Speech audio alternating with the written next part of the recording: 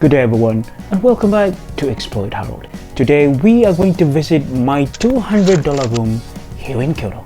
So please come with me. Just like all Japanese houses, you are required to put your shoes here. One thing I like about this room is the amount of storage. As soon as you enter, there's a cupboard on the side where you can put your stuff. And there's this cute little sandwich maker. I got it from Daiso.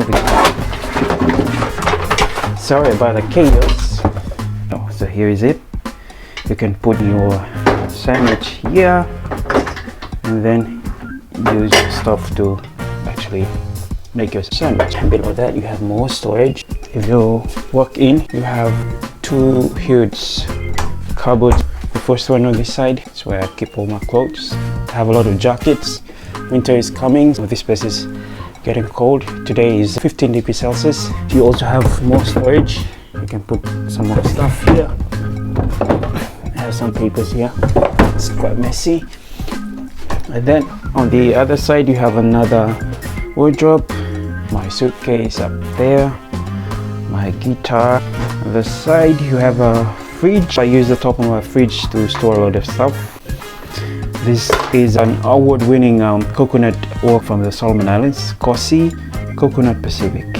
My house back in the Solomon Islands. So I have my laptop here.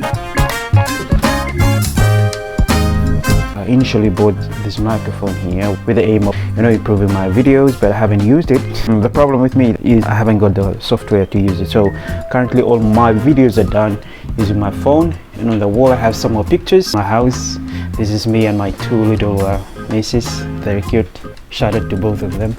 And then I have some more stuff on the side, so you can see that my table is not the ideal table for you to study, but I haven't used it a lot.